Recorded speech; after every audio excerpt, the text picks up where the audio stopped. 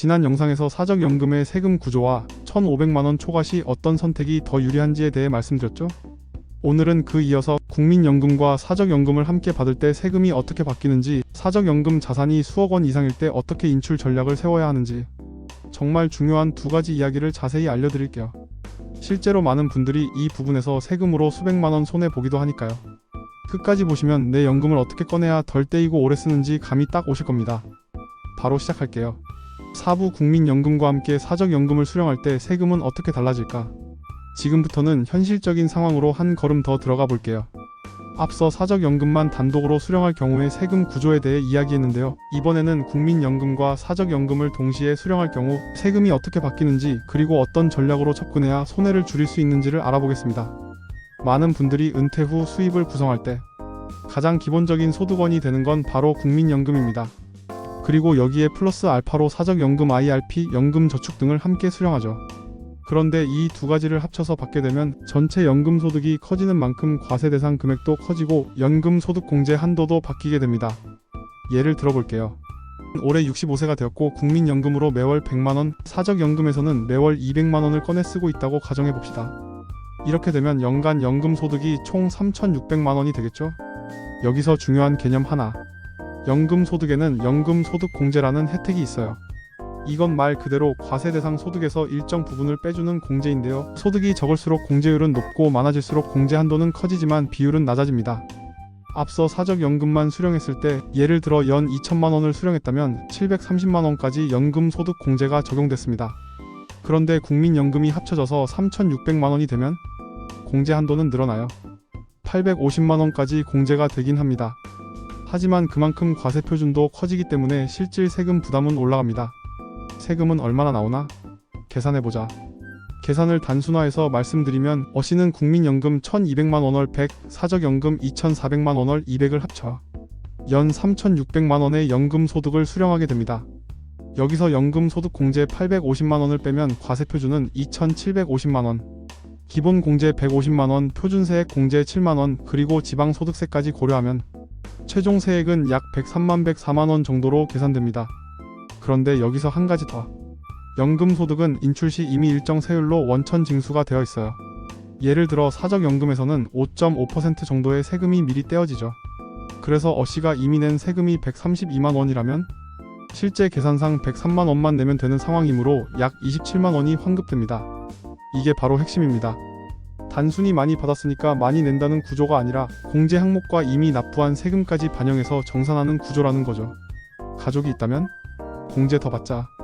여기에 배우자, 부모님 등 가족 구성원이 있다면 세금은 더 줄어듭니다. 가장 대표적인 게 인적공제입니다.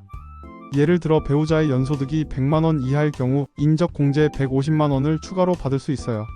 그리고 부모님이 70세 이상이라면 경로 대공제 100만원까지 추가로 가능합니다. 이걸 다 합치면 최종적으로 내야 할 세금이 60만원대까지 내려가는 경우도 생깁니다. 즉 국민연금이 합쳐졌다고 무조건 세금이 올라가는 게 아니라 내 상황에 따라 공제를 더 받을 수 있는 구조로 바뀌는 것이에요. 전략 포인트 요약 정리해볼게요. 국민연금과 사적연금을 함께 수령하면 연금소득이 증가하고 연금소득공제 한도도 늘어나지만 실질 과세표준도 커집니다. 하지만 인적공제, 경로 대공제 등 가족 상황을 활용하면 세금을 크게 줄일 수 있습니다. 그리고 미리 원천 징수된 세금이 많다면 오히려 환급받는 구조가 만들어지기도 해요. 결국 이 모든 건 계산의 문제이자 전략의 문제입니다. 모르고 있으면 손해지만 알고 있으면 세금도 줄이고 연금도 더 자유롭게 활용할 수 있어요.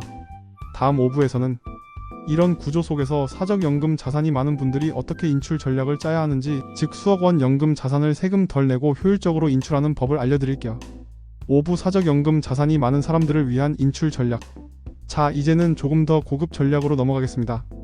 이번 파트에서는 사적연금 자산이 수억 원 이상 쌓여있는 분들, 즉 연금저축이나 IRP 계좌에 수십 년 동안 성실히 납입해왔거나 퇴직 후 퇴직금까지 IRP에 합쳐져서 10억 이상 쌓인 경우까지 포함해서 어떻게 인출 전략을 짜야 할지에 대해 집중적으로 다뤄보겠습니다. 먼저 이런 분들이 가장 자주 하는 고민은 이겁니다. 이거 그냥 매년 1,500만원 넘지 않게 꺼냈으면 되지 않나요? 네, 그렇게 해도 됩니다. 문제는 그렇게 쓰다 보면 죽을 때까지 다 못 쓰고 남아요. 실제로 상담을 해보면 연 500만원씩만 쓰다 보면 80세 이후에도 IRP에 몇 억이 남아있는 분들 꽤 많습니다. 그래서 지금부터는 고액 사적연금 보유자들이 실수 없이 세금도 아끼면서 인출하는 방법을 4단계로 나눠서 설명드릴게요. 1단계 세액공제를 받지 않은 자금부터 채워라. 우선 IRP나 연금저축에 납입할 때 매년 세액공제를 꼭 받아야만 하는 건 아닙니다. 예를 들어 세액공제 한도를 초과해서 납입한 금액은 나중에 인출할 때도 과세 대상이 되지 않기 때문에 이런 비과세 구간을 먼저 충분히 확보해 두는 게 중요합니다. 즉 연금계좌라고 해서 무조건 다 과세되는 건 아니라는 거죠. 가능하다면 세액공제를 받지 않은 금액으로 연금계좌를 일부러 채워두는 전략도 고려해 볼 만합니다. 이건 특히 소득이 많아 세액공제를 못 받는 해에 납입하면 좋은 전략이에요. 2단계 필요 없어도 55세 이후 미리 꺼내 쓰기 시작하자. 사적연금은 대부분 55세부터 연금 개시가 가능합니다. 하지만 많은 분들이 당장 생활비가 부족하지 않다는 이유로 인출을 미루죠. 그러다 보면 어느 순간 나이가 70세가 넘어도 수십 년 전부터 묵혀둔 자금이 여전히 그대로 있는 경우가 많아요. 그래서 전략적으로는 55세 이후 연금 개시가 가능해진 시점부터 조금씩 꺼내 쓰는 게 더 유리합니다. 굳이 소비하지 않더라도 다른 금융 상품으로 재투자하거나 자녀 명의로 분산해 놓는 방식도 활용할 수 있죠. 특히 사적연금은 앞서 말씀드렸듯 세액공제를 받은 부분 수익금부터 마지막에 인출되는 구조이기 때문에 미리 꺼내는 금액은 과세 대상이 아닐 수도 있고 초기 인출은 거의 세금 부담이 없을 수도 있습니다.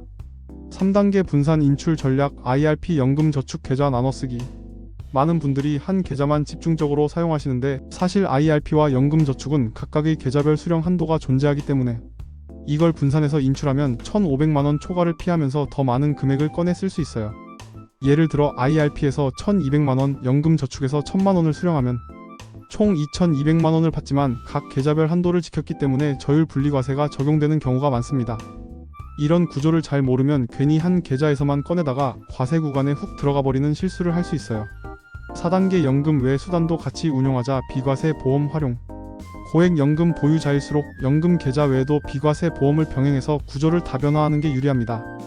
왜냐하면 연금 계좌만으로 수령 구조가 몰려있다면 한 해 수령액이 1,500만원을 초과하지 않게 조절하는 게 굉장히 답답하게 느껴질 수 있거든요. 그래서 종신형 연금보험, 변액연금비 과세 한도 내 운용 혹은 ISA 만기 이후 연금계좌로 전환 시 세제 이점, 부여 같은 비과세 상품과의 조합이 훨씬 유연한 인출 전략을 가능하게 해줍니다. 결론, 자산이 많을수록 전략은 유연하게. 요약하면 이렇습니다. 연금이 많다고 해서 무조건 세금을 많이 내야 하는 건 아닙니다. 인출 순서, 계좌 분산, 세액공제 유무, 연령대에 따라 전략적으로 꺼내는 게 핵심입니다. 필요 없어도 일정 시점부터 미리 꺼내 쓰는 게 훨씬 효율적이고 연금 외 자산도 함께 활용해야 연금 수령의 자유도를 높일 수 있어요. 지금까지 연금만 모으는데 집중하셨다면 앞으로는 연금을 어떻게 꺼내 쓸 것인지도 함께 설계하셔야 합니다. 그게 바로 진짜 은퇴 설계의 시작입니다. 다음 6부에서는 사적연금 제도 자체의 한계, 그리고 지금 이 제도가 바뀌어야 하는 이유에 대해 조금 더 본질적인 이야기 나눠볼게요. 제도에 대한 비판적 시각과 함께 우리가 지금 할 수 있는 선택도 함께 알려드릴게요. 아래 내용은 제도는 바뀌어야 하지만 지금 우리가 할 수 있는 것, 사실 제도 자체도 바뀌어야 해요. 1,500만원 이상 인출했다고 무조건 세금 떼는 건 좀 억울하잖아요. 게다가 공적연금은 가성비 떨어지고 사적연금은 너무 제한이 많고 그렇다고 가만히 있는다고 바뀌진 않죠. 우리는 지금 주어진 제도 안에서 가장 똑똑하게 움직이는 게 최선입니다. 그러니까요, 지금이라도 내 연금계좌 구성부터 확인해 보시고요. 정확하게 유리하게 전략적으로 연금 활용하세요. 앞 영상인 4부에서는 국민연금과 사적연금을 함께 수령할 때의 세금 구조를 살펴봤습니다. 연금 소득이 커지면 세금도 늘어날 수 있지만 연금소득공제, 인적공제, 경로대공제 등 다양한 항목을 활용하면 세금은 충분히 조절할 수 있습니다.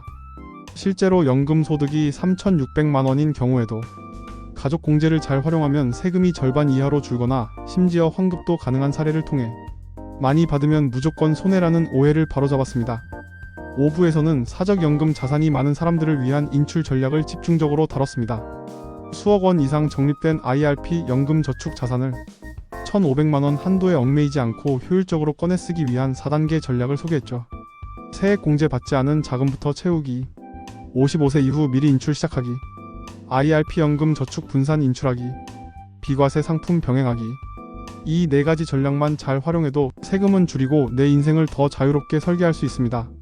사실 연금이라는 건 단순히 숫자의 싸움이 아니라 내가 퇴직 후에도 존엄을 지키며 살아가기 위한 재정적 기반입니다.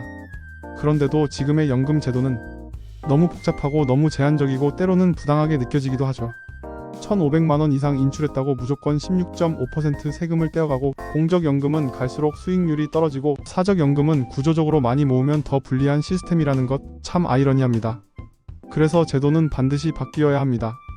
더 많은 사람들에게 실질적인 노후 자산의 자유가 주어질 수 있도록 누구나 쉽게 이해하고 활용할 수 있는 단순하고 공정한 제도로 바뀌어야 해요.